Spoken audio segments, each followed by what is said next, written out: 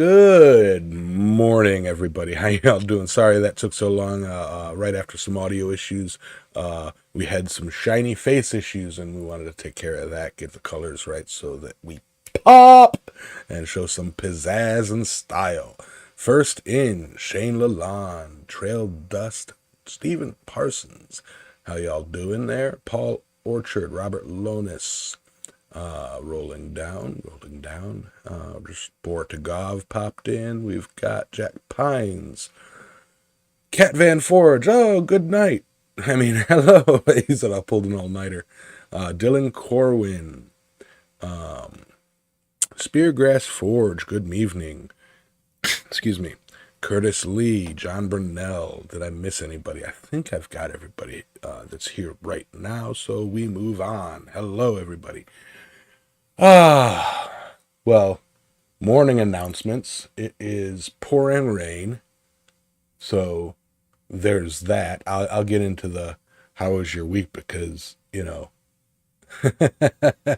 I go first. Right. Morning, Sully. Um, Good.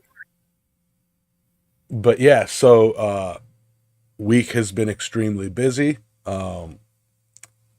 Had a meeting this week about a new construction job that we're doing, custom house. I had to meet with the homeowners and the general contractor and go over what they want versus what they can have by code and this, that, and everything else. And it's just turned into a massive job. Um, so, yay! But it's all good. It's all fun. It keeps me busy, keeps me happy, and we'll move on from there. Finished up another job, or rather, finished up ready for the drywallers for another job, which has been weighing on me. This job has been just a nightmare. Um, but anyway, I woke up this morning to no power, and it was like, oh snap, what's going to happen for today's show? We have a big old storm rolling right over us right now, and just read the chat. Alex has radium in her pocket. She's glowing. Yeah, it kind of fits. It's suiting. That was one of the issues this morning with the video is the everything was glowing and bright and shiny and everything and all that. Anyway, big old storm system. We're going to be having another 2 to 3 inches pouring down on us throughout the day over here. Um, Power came back on like a half an hour ago. Sinuses. But with that, um, excuse me, I will not be going live tonight in my shop um, because my shop roof leaks and I would have to carry my computer and camera and gear and unroll the Ethernet cord, all the way out to the shop in the pouring rain, and I ain't doing that. Um, Not to mention when it rains here, the humidity is so freaking high uh, that it's like everything just the condensation just ruins things, electronics. So I ain't gonna risk it. That's the reason I don't do shows when it's raining, um, unless it starts raining during my show, and then I just leave everything in the shop until it stops raining. but but yeah, so there is that. That's kind of my week. How was your week, Alex? Yeah, my week was, I guess I'd have to be average because it was pretty good and it was pretty bad both at the same time. Well, not at the same time, on opposite ends of the week. So I started out the week on Monday. I took the day off and I traveled to home and I officiated my oldest daughter's wedding. That was really fun. It's the first one I've officiated, and yeah, I've been ordained since like 2015, and so I asked my daughter. I said, "Okay, yeah, I'll do it."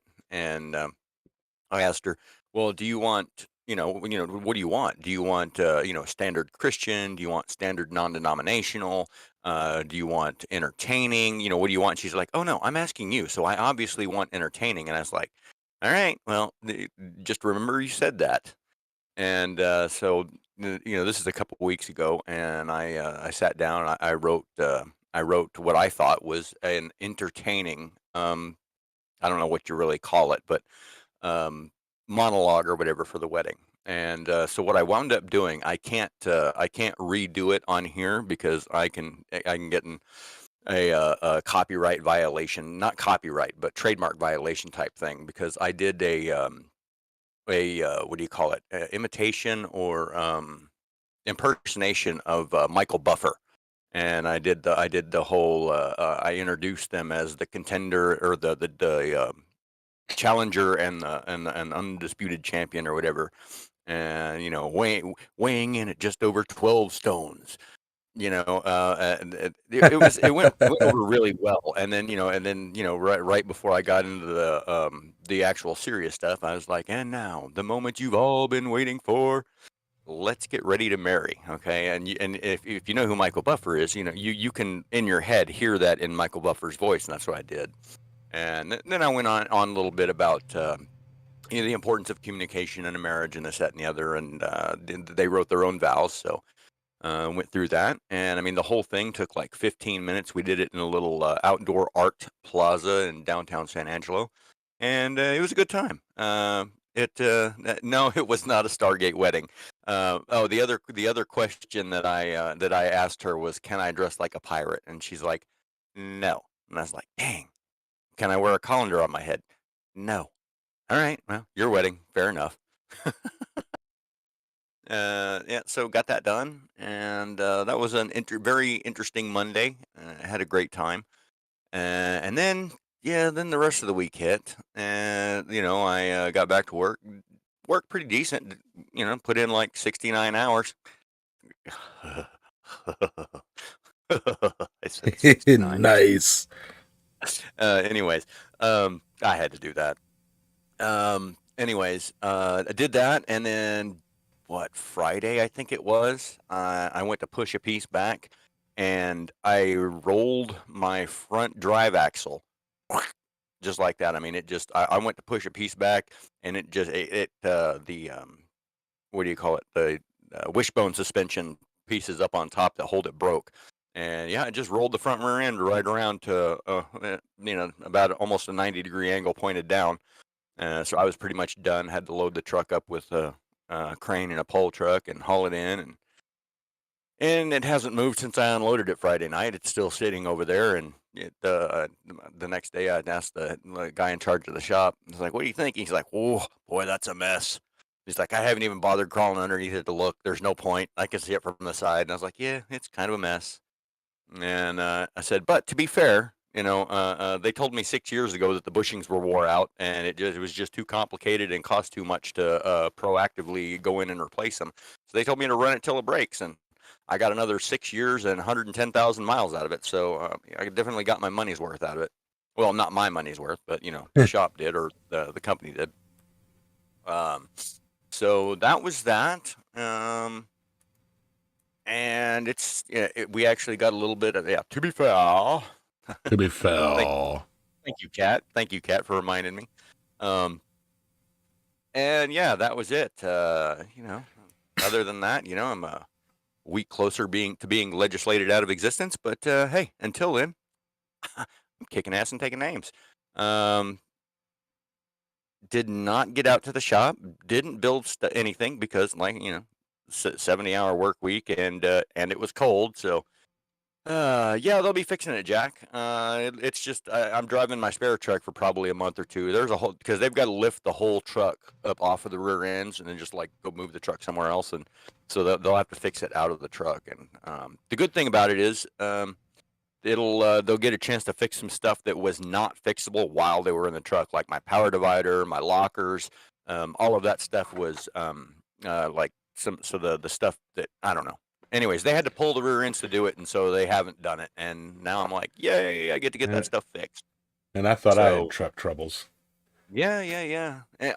And the best part that they can't fix is my rear drive axle the housing is bent from when I turned it over with the derrick on. And so the back one on the driver's side is bent up. But the difference between the middle and the outside is 1 inch. And so when they take the planetaries and the axles out, the last time it took them like 3 hours to get the axle back in because it's the housing is a different angle than the axle. And so just trying to get the planetary gears back in, everything, it's a whole mess. And consequently, that wears the bearings out extremely quicker. They got to go in and do that about every year to 18 months. It'll throw the bearings out in the driver's side. Keep those bearings. Yeah. Well, no, not exactly because they get ground up into gravel in there. So yeah, not much I can really do with them other than like maybe throw them in a canister or something. And since I don't have a press or power hammer, canister by hand, while I am going to try it, is a little bit of a daunting task. It can be done. Oh no, I know it can. It's just it's a daunting task, and also to be fair, uh, that was too much of a pause. Dang it. I did give away all of my powdered steel to a friend of mine on my trip to come pick you up. Or on my way. I think it was on my way back. I gave Josh Brown all of my powdered steel because I'd had it for 2 years and never even opened the can. And I was like, hey, make something with it. I can just get more. It's no big deal. So I don't have any anymore. And I will next time I am in Weatherford, I will swing by over where is that? Over there where Crawford's from. I can't think of the name of it offhand, but it's like maybe from the place that the relatives that I go over and visit, it's maybe 15 miles away to the Blacksmiths supply shop over there. So that is my week, and thank you everybody on the congratulations on my daughter's marriage. I would like to be able to say, yay, she's somebody else's problem now, but no, they both live at my house, so. And yay. Kat, the truck is a 2013 Kenworth twin steer bed truck. So everything works on it except for that little bit. No check engine light. All of the gauges work. Everything on it works. Just the rear ends are a little bit on the wore out side, but they are planetary, so they don't really like driving down the highway. But I've got almost 200,000 miles on it in the last 10 years. So Nice. It had 4,000 miles on it when I came to work here and got it. So, oof. And that's it. That's all I got on my week. Well, nice. Yeah, congratulations to your daughter. And yep, now there's two of them for you to deal with. Yeah, right. So yeah. Adam, by truck, I mean my work truck, the big truck. A truck it requires a CDL to drive. The smaller version that is my Dodge, that is a pickup, not a truck. So yeah. Yeah. Like I said, I thought I had truck troubles. But yeah, so that was the how is your week. So yeah, we've got actually two topics today for a couple reasons. Well, one big reason. We like topics. First topic today is Radium. Second topic today is 52100, which is why I told you to save those bearings. So yeah, Radium, because you know us here. We love isotopes. And it's actually funny. Hold on, it's funny how we came up with Radium as one of the topics because, yeah, go ahead. Yeah. Okay. So by we love isotopes, he really means me. I don't know why, but I am fascinated by the decay chain of radioactive materials. But yeah, last night I was sitting around watching Picard, trying to get caught up because I only watched like the first 8 episodes of season 1, and so season 2 comes out in about 4 days, and I want to be or season 3, and I want to be caught up before then. So, anyways, I'm sitting around. I'm like, oh, I got to come up with something for tomorrow, and so I went and I got a D20 and a D10, and my little periodic table. You guys probably can't see because of my screen deal, Shininess. but yeah, and I've got a little hash mark through the elements that we have covered. And so anyway, I thought, well, I'll roll a D10 and a D20. Use the D20 for the first number and the D10 for the second number or third, however it works out. And I'll roll until I get a medal. And the first roll out of the box was radium. So what did I get? Technically a medal. 88, that's what I got. And so that's what I came up with, and it is a medal, and I was like, sure, I'll go with that. Now, there's not a whole lot I can do with radium because it is not, really a blacksmith-related thing. But it is kind of important because you guys can come into contact with it on a daily basis. And so I thought I'd, touch on that. So I'll start there. Radium was discovered by Marie and Pierre Curie on the 21st of December, 1898, in a uranite sample from Jakhmyov while studying the. Oh, come on, grow up. I know, right? While studying the. When I read this last night, I did the same thing.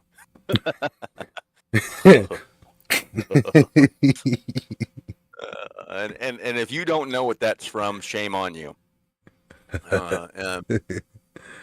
Anyways, they were studying uranium, and they found some stuff that just didn't quite mixed in with it. It didn't quite line up. And anyways, so they came up with radium. It's a big part of use your words. It's a big part of Marie and Pierre's a Nobel Prize was their work in radium.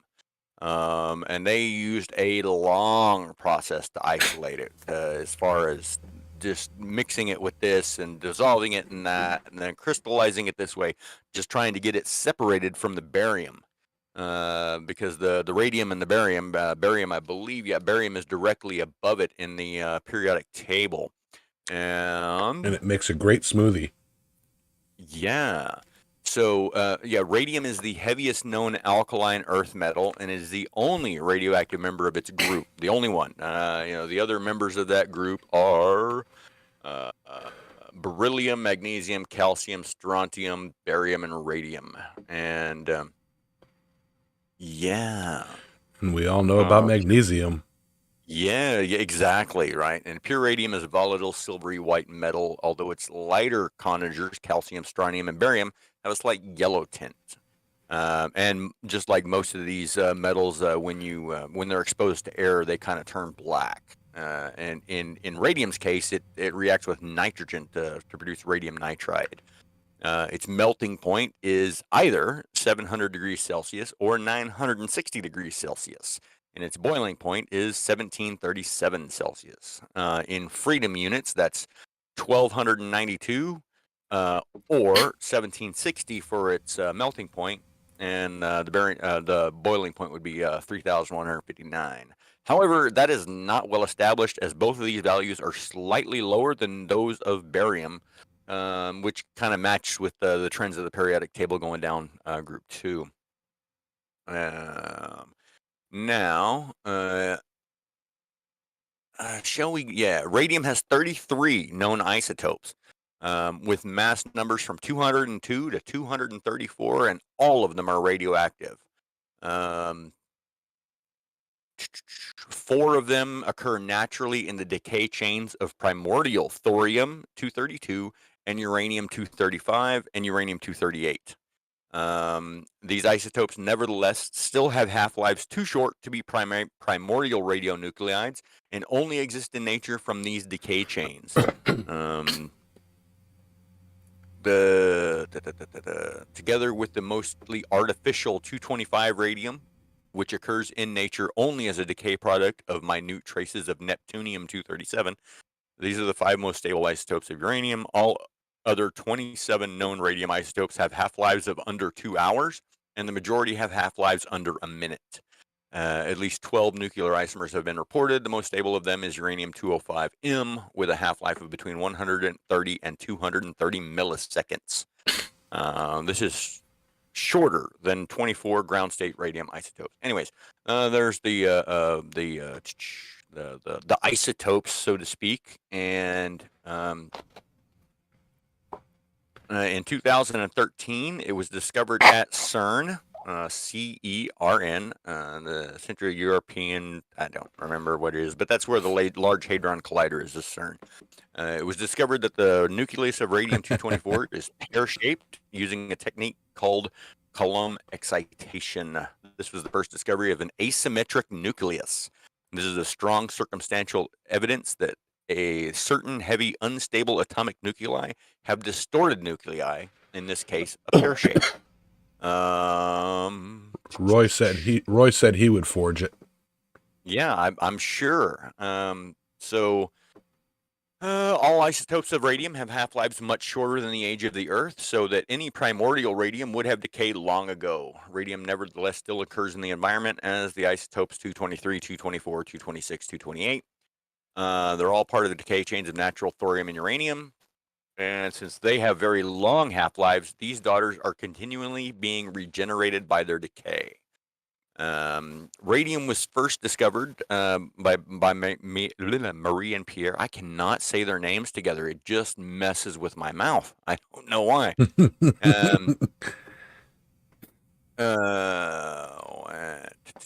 Anyways, they're going to go on to all of some really thick science on spectral lines and stuff like that nobody's going to understand, including myself.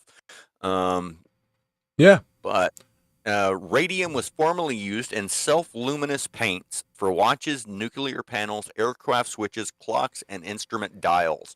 A typical self-luminous watch that uses radium paint contains about 1 microgram of radium. In the mid-1920s, a lawsuit was filed against the United States Radium Corporation by 5 dying quote-unquote radium girls. They were dial painters who had painted the radium-based luminous paint on the dials of watches and clocks. And the dial painters were instructed to lick their brushes to give them a fine point. And that caused them, obviously, to ingest radium. And it caused serious health effects, which included open sores, anemia, bone cancer. And during the litigation, it was determined that the company's scientists and management had taken considerable precautions to protect themselves from the effects of radiation.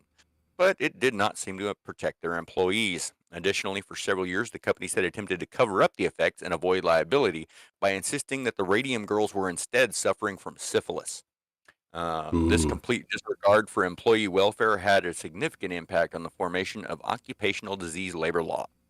As a result of the lawsuit, the adverse effects of radioactivity became widely known, and radium dial painters were instructed in proper safety precautions and provided with PPE.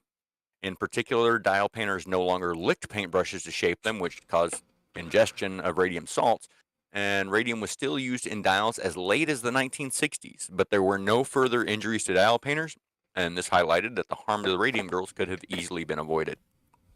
Yep. Don't lick radioactive materials. Yeah, exactly. I mean, that's a pretty, perhaps in the 20s, they didn't really know that, this stuff will mess you up. If I may say, Radium Girls sounds like an awesome band name. Oh, I know. I thought the exact same thing, From the 1960s, the use of radium paint was discontinued. In many cases, luminous dials were implemented with non-radioactive fluorescent materials excited by light. Such devices glow in the dark after exposure to light, but the glow fades. Where long-lasting self-luminosity and darkness was required, safer radioactive promethium-147, which has a half-life of 2.5 years, or tritium with a half-life of 12 years, paint was used. Both continue to be used as of 2004. And these had the added advantage of not degrading the phosphor over time, unlike radium. Clocks, watches, and instruments dating from the first half of the 20th century, often in military applications, may have been painted with radioactive luminous paint.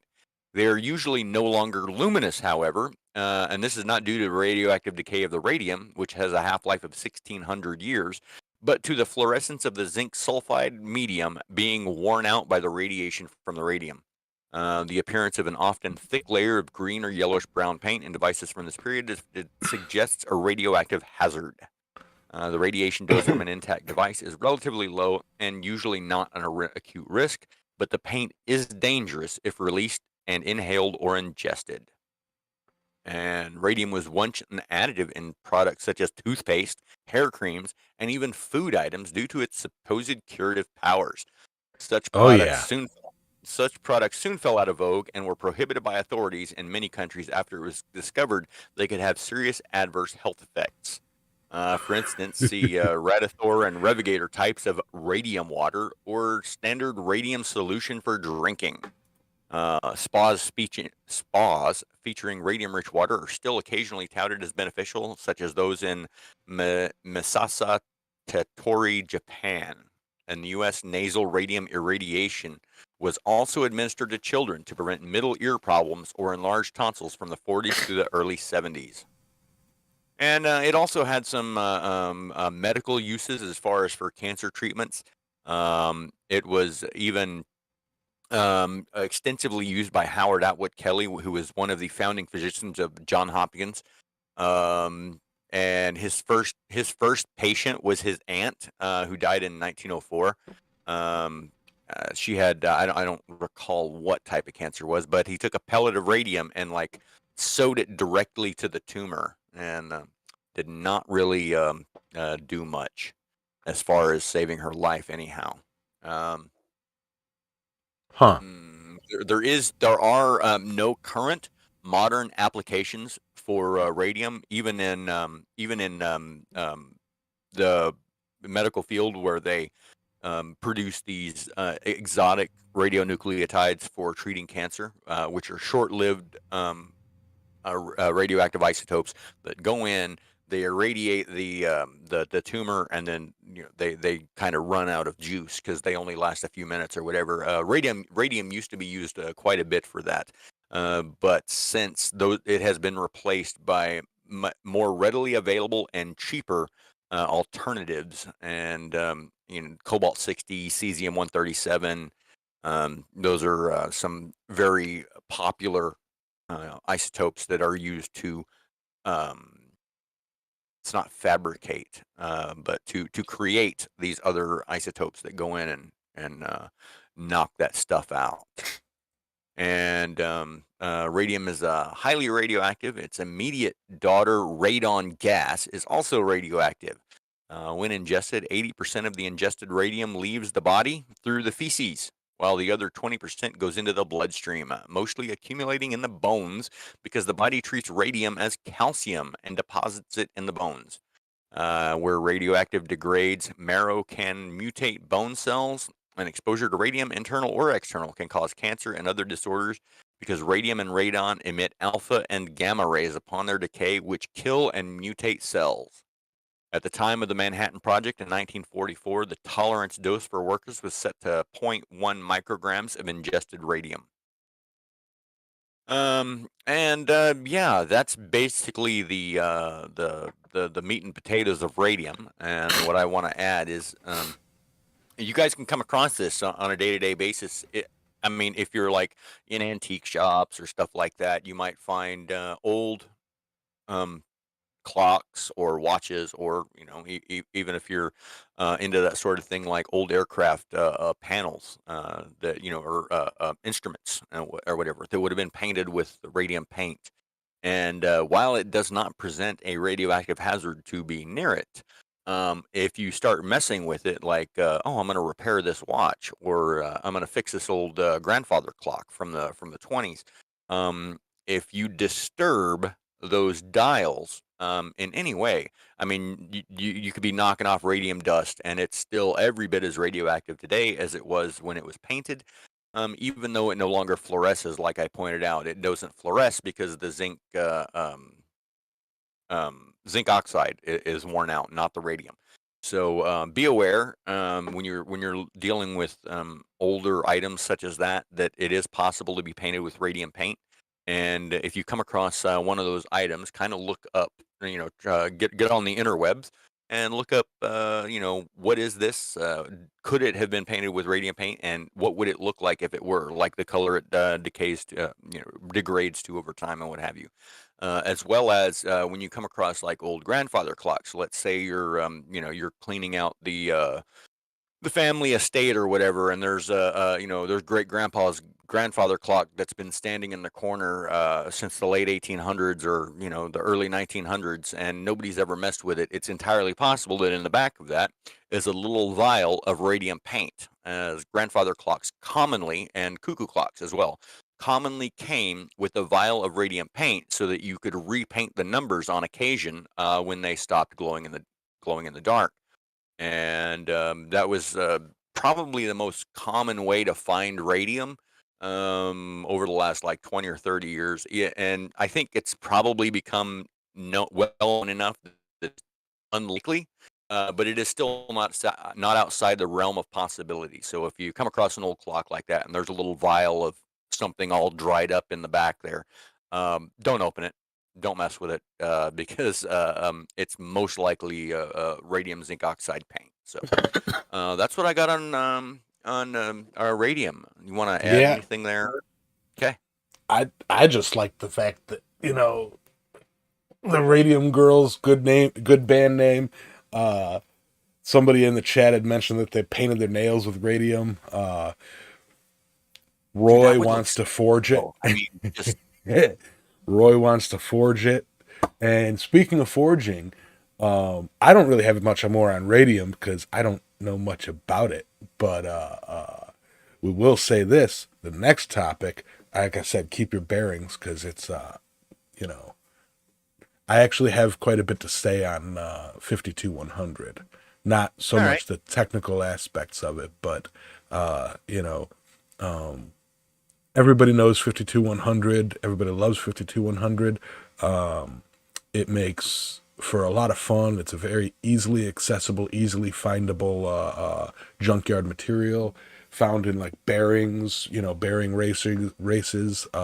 Most scrap smiths grab that stuff off of cars, toss it in a bucket, and they have a bucket of bearings floating around. It's practically a free good material. It's a little difficult to heat treat properly, and you have to pay attention to the forging because if you get it too hot, it crumbles, which I'm sure Sully will go over in some of the forging and details of that particular metal. I will say this though, huh? I said I will. You will. Start your research. But I will say this though, while I do know that it is 52100 that I'm thinking of, not 15 and 20. Anyway, 52100, typically with bearings. Um, I will say this: it is not a very good struck metal. Like once it's heat treated, it work hardens and creates micro fractures and has a high potential to explode. Um, and this a few years back was shown in a prominent smith in the YouTube world. Acquired a large supply for free of hammer-sized bearings and decided to heat them up and make a whole bunch of, I think like 200 hammers, and put them out for sale.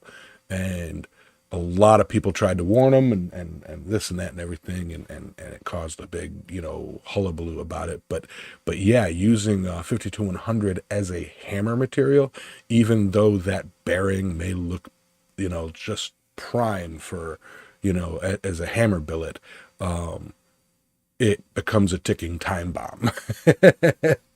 And so yeah, while it's a great steel for, I've taken racer bearings and turned them into little shop knives, little shop kiridashis, things like that. Um, it's a fun steel to practice. It's a fun, cheap steel to get a hold of to practice heat treating something other than the basic carbon steels like 1084, which has 1084. What is the other one? 1095, which have like a very simple heat treat. You know, it's it's a little bit more challenging to forge. All right, it's battery low, and a little bit more challenging to heat treat. So it's good practice for the different alloys. That's my practical knowledge on it, my anecdotal knowledge on it. I Yeah. don't. Well, okay. And honestly, 52-100.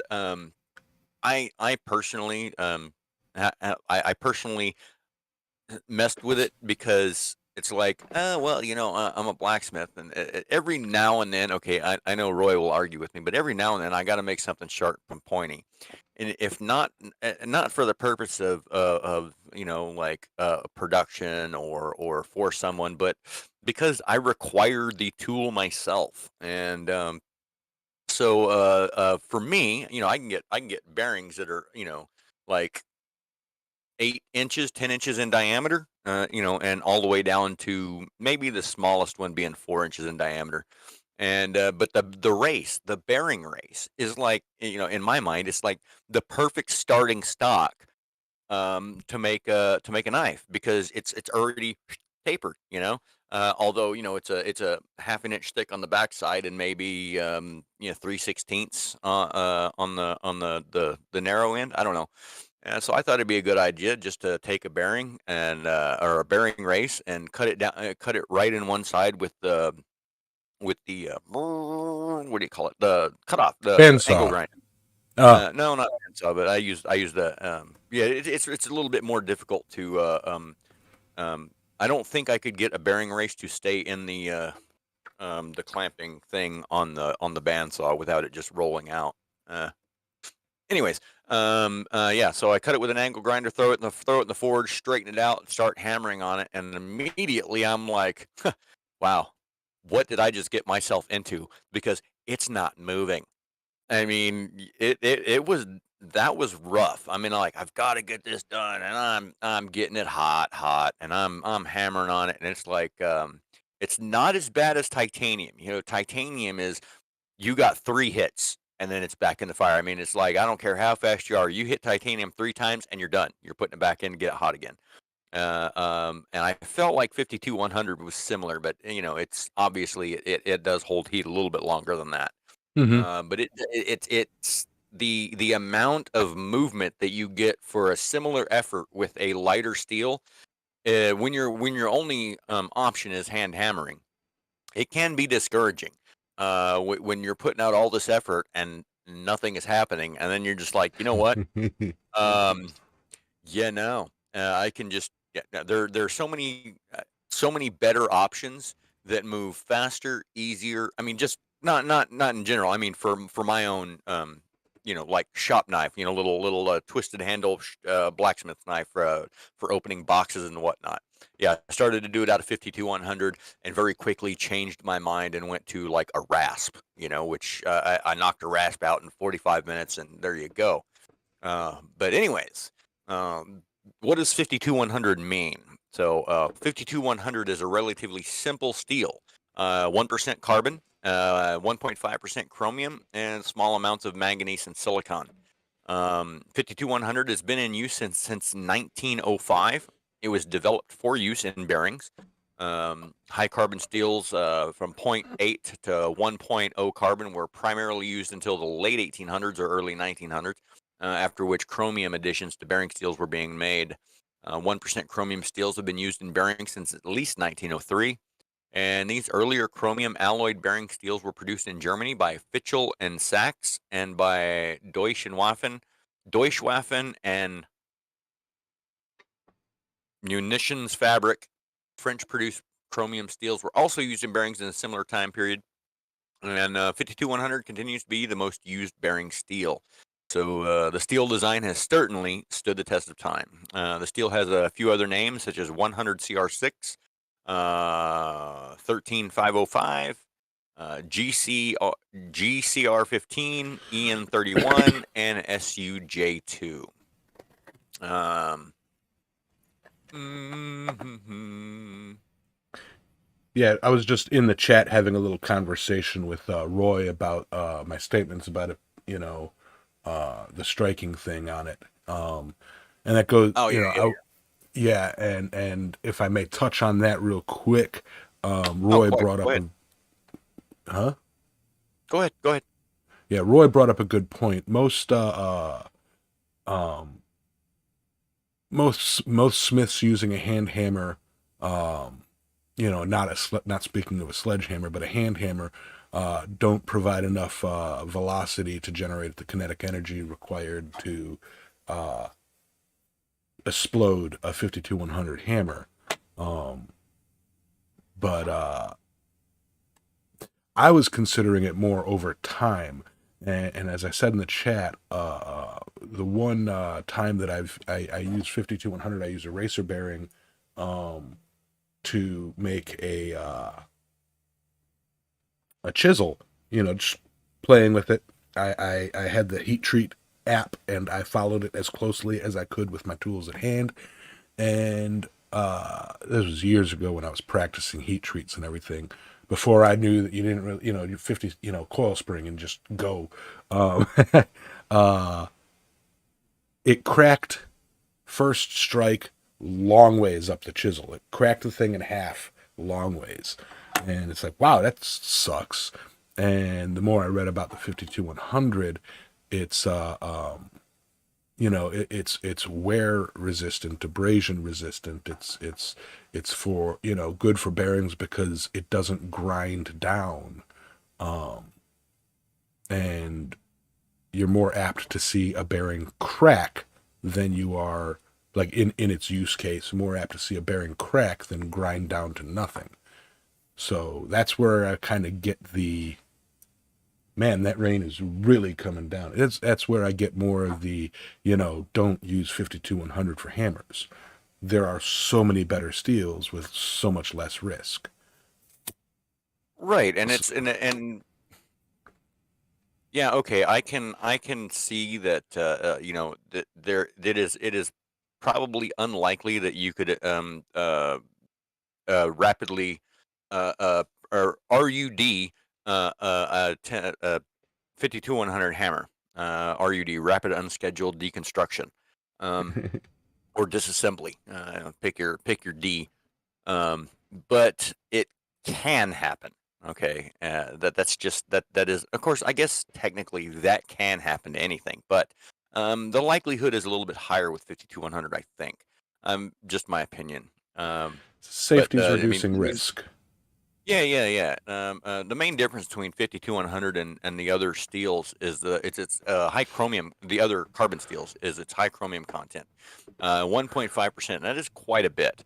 The chromium is added in for a couple different things. One of the purposes is for hardenability and a measure of how fast the steel must be quenched from high temperature to achieve full hardness.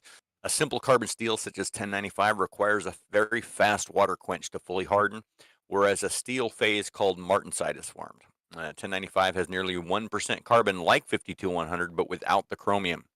If quenched in slow oil or allowed to air cooled in some amount of perlite forms, which reduces the hardness of steel relative to full martensite. Perlite is a combination of 0.02% by weight carbon ferrite and 6.67% by weight carbon cementite, Fe3C, that forms in alternating bands. So with a simple carbon steel, the carbon must diffuse over a short distance for the bands of ferrite and cementite to form. And chromium is also enriched in the cementite so that in a chromium alloyed steel, the chromium must also diffuse into the cementite to form perlite. Chromium is a much larger atom than carbon, so it diffuses more slowly. Therefore, with a chromium addition, perlite formation is suppressed and hardenability is increased. Um, This allows bearings to be fully hardened so that they have sufficient strength and therefore resist deformation during use. The core of a bearing cools slower than the surface during quenching, so the higher hardenability allows larger bearings to be used. 52100 is still not a high hardenability steel, however, and it is not considered a true oil hardening steel like 01 as opposed to water hardening. For large bearings requiring higher hardenability, modified versions of 52100 were developed.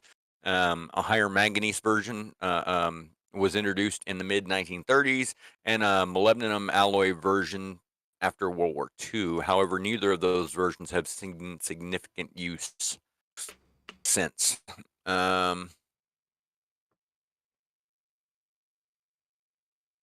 Yeah. The addition of chromium helps reduce the carbide size. Smaller carbides means better toughness and resistance to fracture. 52100 is known for its very small carbide size and high density of carbides, even when compared to other carbon and alloyed steels like 1095.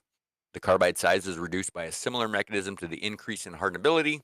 Prior to delivering the steel to the end customer, the steel is annealed to be soft for machining and to set it up for final heat treating. One method for annealing is to slow cool the steel from high temperature to form pearlite, followed by intermediate temperature treatment with where the pearlite structure is spheroidized to form small round carbides. Anyways, that is the scientific part, and obviously, since 52100 is a alloy and not an element, it does not have isotopes. That you know of.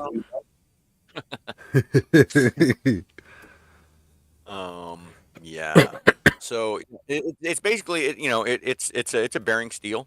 It's very very good for making, say, like knives or whatever.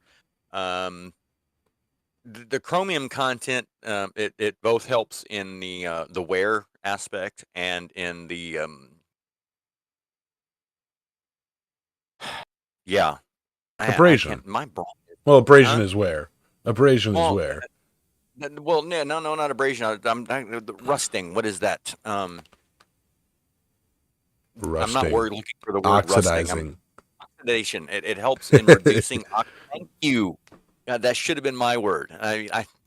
Oh, I should just quit I'm right now. I'm I'm smart. sorry, but I'm very smart. I couldn't even come up with oxidation. What good am I? I'm very Sorry, guys. smart. Uh, I got to stop Corrosion. stepping on the cord. Yeah.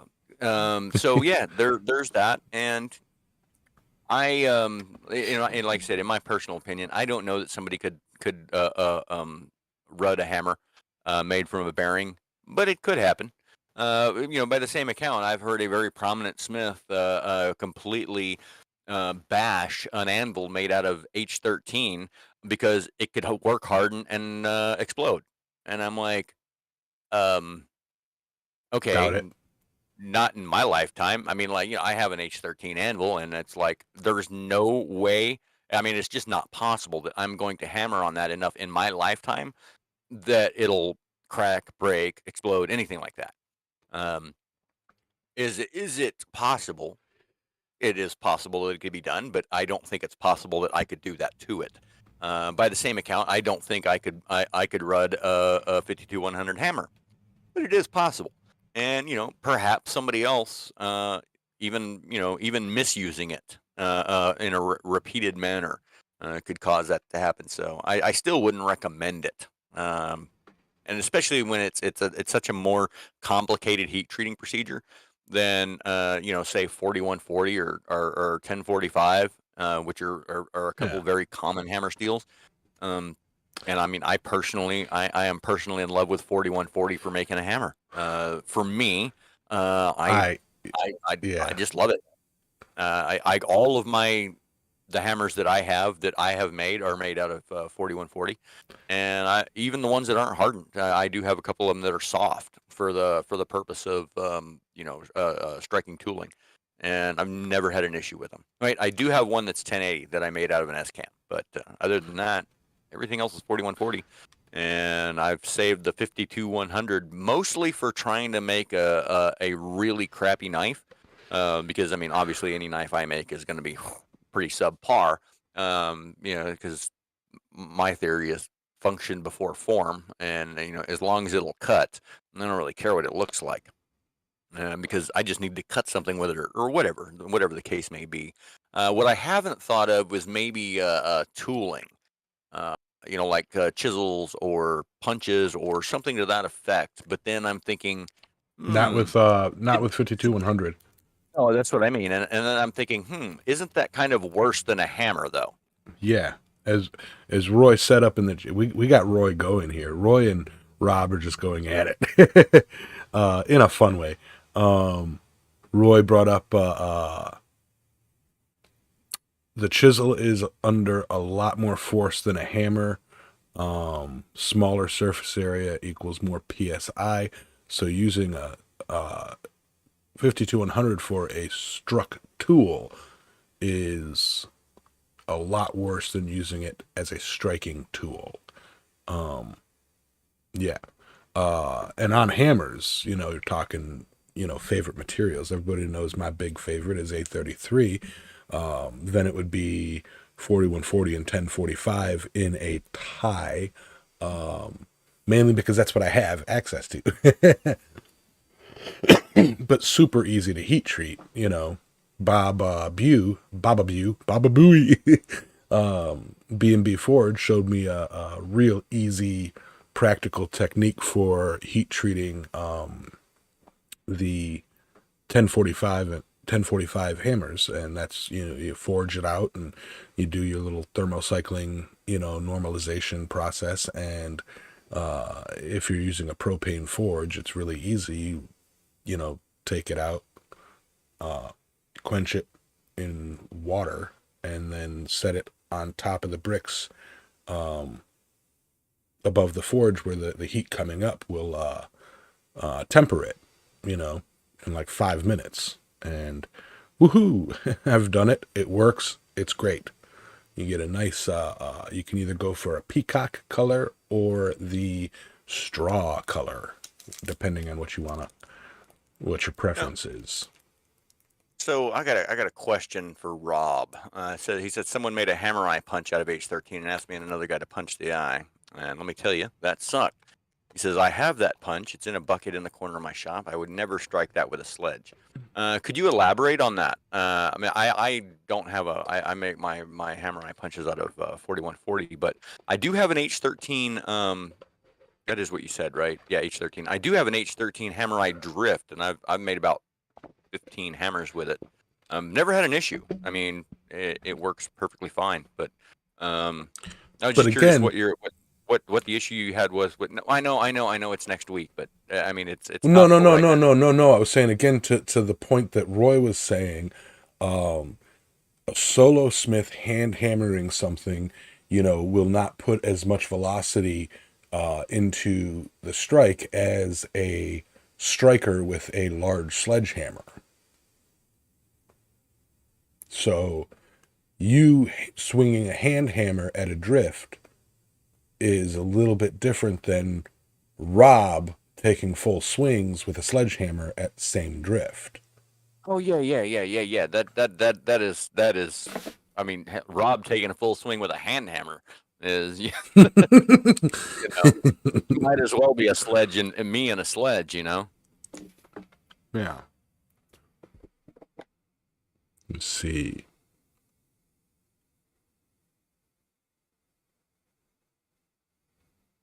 All right. Yeah, John Brunell's just making fun of me for not forging tonight. I'm sorry. Yeah. I learned long ago not to care what people think. If I don't want to mess up my highly expensive electronics, that is my lifeblood, I'm not going to. Uh, Uh, Roy put it real nicely in the chat. He said, again, you can hit the most fragile steel the size of a barrel, and you won't even make a dent. Hit the same steel but the size of a pencil, and boom, mass matters. Yes, it does. yeah. And Rob, yeah, if you can post that to the Discord somewhere, and but at me, or I mean, heck, even at Edwin if you want. I don't really care. Yeah. I'd like to read that if you could find it. Uh, I mean, I'm sure I could find it myself, but I would have to sift through um, mountains of information, and I wouldn't be sure if I was getting the same information that you're talking about. So yeah, find that if you can. I would appreciate it. I'm curious, Yeah, and and then I can use that next week when we go over H13. I tell you, I can see Roy sitting on his couch, just like furiously typing on his phone. No, mass matters. Come on, use your brains. He's having like this mini Roy rant in his head. I'm sure. Oh, I mean, come on. To I some love degree, you, Roy. we're all an idiot at some point, regarding something. Yeah, yeah. I mean, and it's like I will be 100% honest. And my battery on my right side just died. Um, I will be 100% honest. A lot of things like that we talk about concerning some of these more. I hate to use the use the phrase exotic alloys, but these little different alloys. Um, I don't want to use the term controversial. God, I can't talk. Controversial, but I mean, there's two sides to every argument. You know, um, the practical point and then the data points, and it's like, yeah, the data points may say this, but as Roy points out, like the practical thing is you're not providing enough velocity for those data points to matter in, the short to mid term, blah, blah, blah, and then all of that and all of that. So it's like, you know, they're not controversial, but easily an arguable discussion, like a back and forth discussion with points on both sides, you know. Um, yeah. So I see you cracking up there. I didn't see the comment Yeah, specifically. yeah. John Burnell, because you're putting it off and not actually putting in the time and the effort. John Burnell is just scared that they're going to put his gallery project next to your Kraken, and he's going to wind up being embarrassed. Because I'm putting it. Wait, you bite me. Bite me. The rainy season is almost over, and then Like, huh? I can hear John now being like, "No, I swear I don't know that guy. No, I don't know who made that. No, no, Yamas, never heard of him." Yeah, I'll tell you this though, the deep acid etch is gonna destroy any flaws in it, so it's gonna look gorgeous. It's gonna look like carved wood. It's gonna be awesome. Yeah, I you're going to go for the deep acid etch. You're going to come outside and it's going to be gone.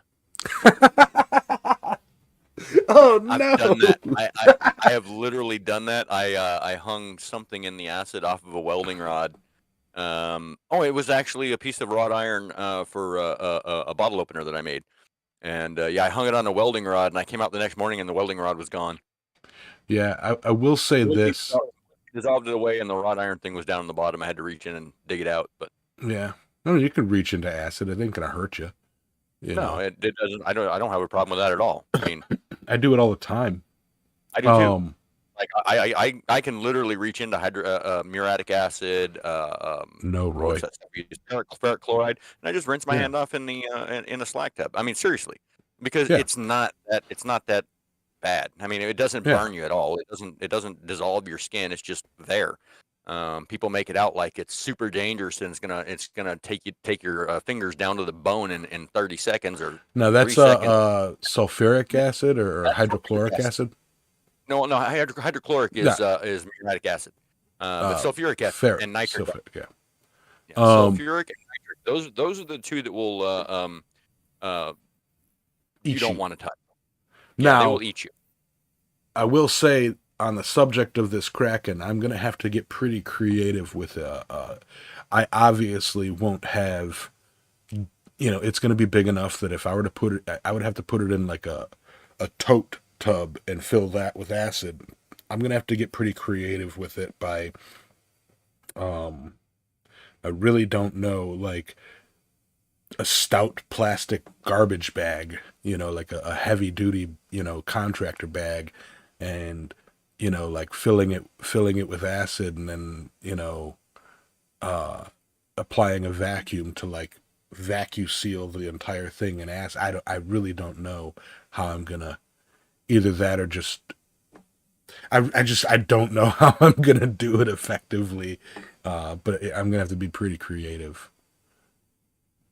Yeah, I thought I was trying to be creative when I was doing some platinum recovery, and I took my crushed ceramic substrate and I put it in a deal, and I took a hose and I ran it down underneath the bottom of the ceramic substrate, and I took a one of them like a fish tank circulation pump thing, and I dropped it down in the muriatic acid, and and I use that to circulate the acid around, so it's always moving, you know, and flowing over the ceramic.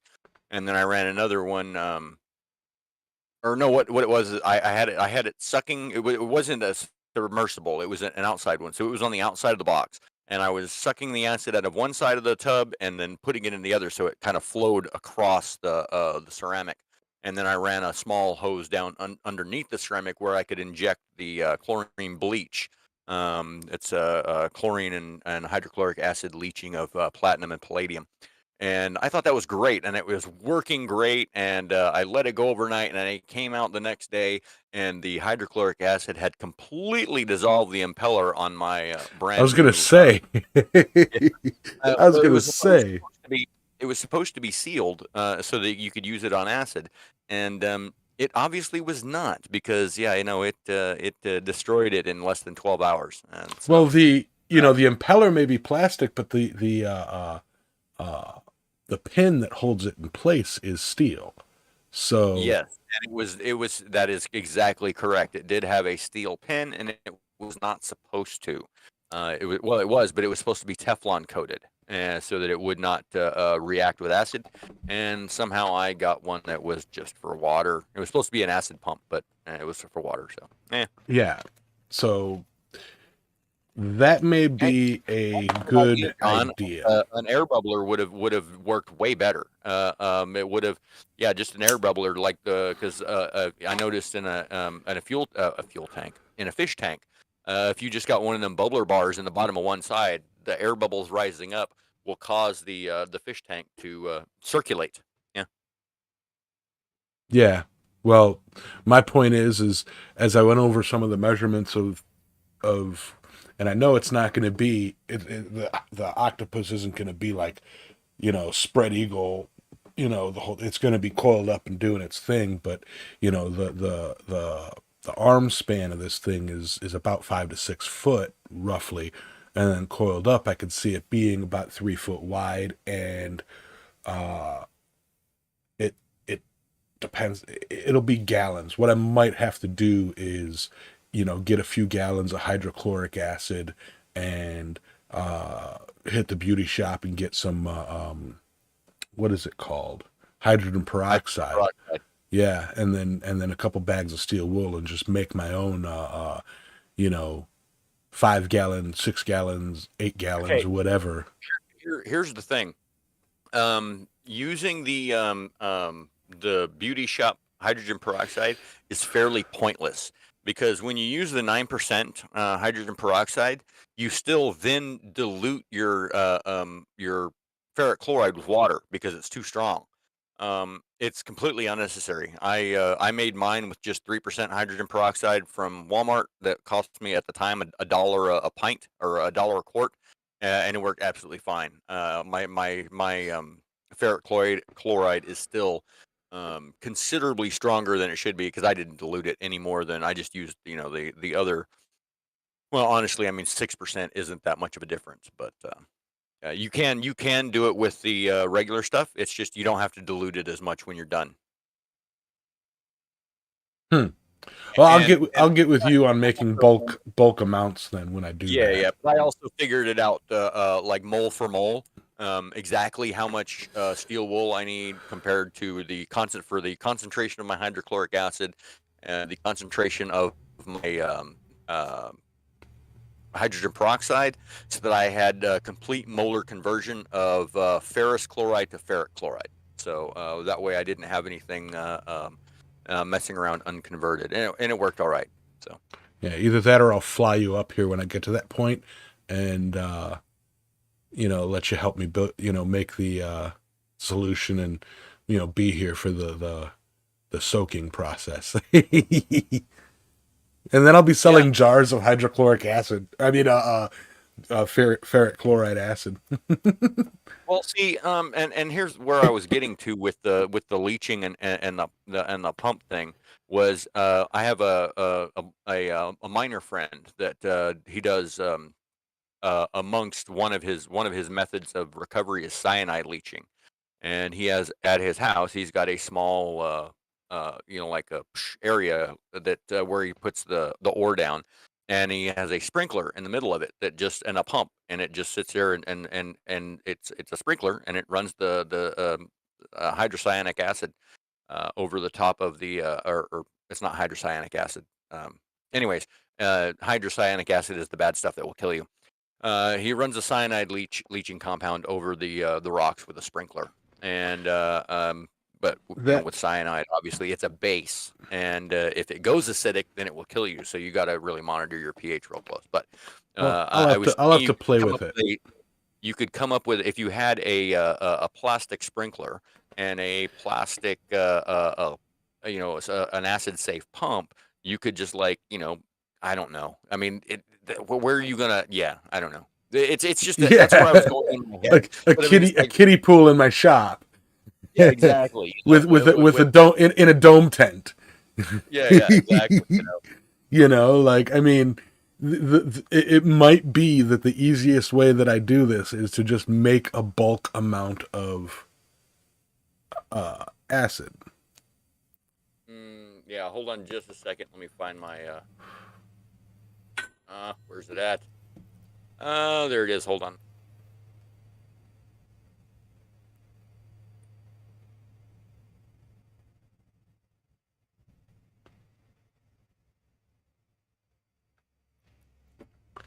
I will say this: I've got a killer of a toothache right now for some reason. Good morning, Bloobs.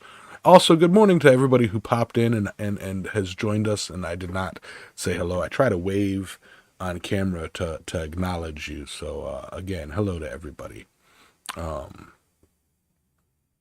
And yeah, so bottom the show kind of went tangential to the project that I'm working on, but yeah, I will look at the pricing of acid friendly pumps and such as that. But then there's the logistics of setup for that. It might be cheaper / easier for me to just, get a $15 tote bucket, from Home Depot and just gallons of acid and just there goes that battery. So it might just be cheaper for that, or cheaper / easier, and just to keep it flowing, I might do the air bubbler because what a cool image, a tote of bubbling acid. So, but I mean, with some wrought iron, if I could do it, I could even do vinegar in a long etch, couldn't I? Like Yes. fill a thing with vinegar and then leave it for a I week. don't. I don't know vinegar would etch that deep though. I mean, nah, probably not. I don't think you would get the desired effect. Hmm. I don't think. I can't say for sure, but I don't think. Um, Trail Dust said he just listened to the Gold podcast and he wanted to comment that he was told to comment. I don't remember what that was for, but I do remember putting that in there. So I will. I'll get with you after the show on that. Yeah. Mm, But hey, Roger that T. may have been for some. Man, we had a thing going early on that just never materialized. But if it's not that, I'll let you know. Um, And apparently, Roy is talking about some fancy stools, and is that something fancy to sit on or a fancy stool sample? I don't know. yeah, right. Now, Yeah. Roy will claim he forged radium. Of course he will. Roy's forged everything, and I believe him. And I'm not even kidding.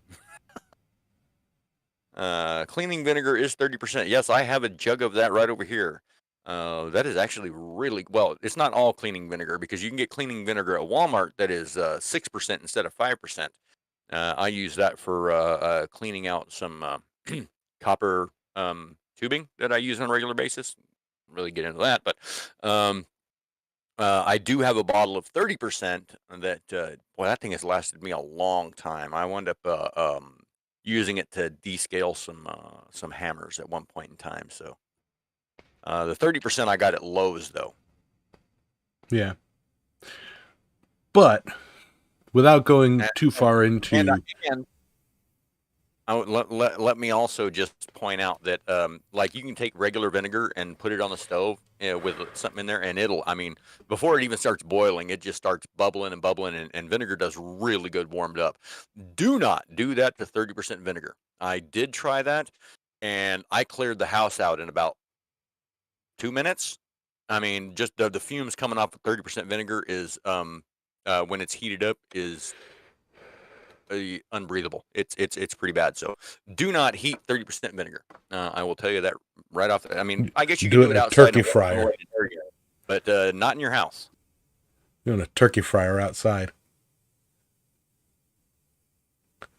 Anyway, it is Yeah, and quarter John Brunell said past. So good. John Brunell said he was saying he's gotten good results with a deep etch just overnight in muriatic acid. And then clean it up overnight in coffee. I've done the same thing. Muriatic works just fine for a nice etch. I've had no issues with that either. I always kind of wondered what's the point of making ferric chloride when muriatic acid works just fine. if It's that's the just if it's that's just the the way we've always case, done it, I guess. if that's the case, if pure muriatic acid would work, that would save me the hassle of converting it to ferric chloride. I could literally go. I think they're like $10 a gallon for muriatic acid, concrete cleaner, and I'd have to figure out. I'd have to figure out volume, and once the thing is done, put it in water, and then pour the water into 5 gallon buckets to find out how much volume I actually need, blah blah blah blah blah, go through all that, and then buy that amount of muriatic acid and then just set it for overnight and see what happens. Sure. I don't know what the point of ferric is. I mean, like, okay, well, I mean, I guess it's John says it'll do the etch. It'll just be gray. That's fine. I'm gonna be wire wheeling it back to shiny. You know. Right, right. Oh, the ferric etch is darker. Okay. Yeah, I'm gonna be wire wheeling all the etchings off anyway, so it'll be like a silver. Hopefully, it'll be like a silver wood, and then at most I may either paint it with clear Rust-Oleum or like a clear enamel, or if I do anything else, I have a blackening, acid. What's it called? It's from that Paint Nuovo or something like that. I can't remember the name of the company. That I can literally paintbrush on, let sit for 5 minutes and then spray off with the hose, and it leaves a nice black color. And I might do that. Yeah, that's all stuff that I need to decide. But Yep, yep. I got to get around to doing mine. I gotta. yeah, I actually need to. I need to get. I need to order the stuff to do mine. So, uh, but I mean, like, I don't know why I haven't. It's just like it's one of those things where I go, oh, I need to do that. Oh, I need to do that. Oh, I need to do that. And I'm like, and, right. and it's going to wind up being August, and I'm going to be like, crap, it's too I late. should have done that. Anyway, All right. my Well, tooth is killing me, and I have Adam's outro, I believe, queued up. I think this is Adam's outro. Let me double check. Yes, it is Adam's outro. It is 1 minute. So on our end, Sully, you won't hear anything. So yeah, you I'm gonna just talk when do it's done, and I'll. yeah. Yeah. Let me do this. Just say, Thank you very much for listening, guys. You can find Yamez on at Island Metal Forge on YouTube, Facebook, and Instagram. You can find Alex at Transcendental Artist Studios on YouTube, Instagram, and TikTok. And you can find me, Adam, at Speargrass Forge on YouTube, Instagram, and Facebook. If you have any suggestions for Tool of the Week, Metal of the Week, or any other topic, you can leave them under the hashtag Metal of the Week in the YouTube community chat in Discord, or you can email us at impracticalblacksmiths@gmail.com. If you found us on Anchor, Spotify, Amazon Music, Audible, or Google Podcasts, we upload generally every Wednesday, or you can join us live every Sunday morning at 10 a.m. Eastern Standard Time. That's currently 12:30 a.m. Australian Central Standard Time on Monday morning. However, you should check that against your local time, and that's located at the Island Metal Forge YouTube channel. Finally, thanks for joining us, and don't forget to hit that like and subscribe button, or give us a star rating if you found us on one of the podcasts, and we appreciate your support. Now, Well, all right there. I hope that went well. I hope that wasn't just 60 seconds of silence, but I did see the audio meter popping. So thank you very much, Adam. Much appreciated. You guys all have a great week, and thank you all. Appreciate everybody. Got anything final to add? Your final thoughts? No, I really got nothing for today. I think we covered a bunch of final thoughts. Yeah. I mean, yeah, it was a very roller coaster of a show. A little bit of this, a little bit of that, a little bit of this, a little bit of that. Not much point to it all, other than hanging out, having a good time, and good conversation with good friends. So And chatting metal. Chatting metal. I will see you guys next week, where we're going to talk H13 and probably since Adam will be here, so it'll obviously be a much more structured broadcast than the thing we got going on today. So yeah. Well, all right then. See you next week.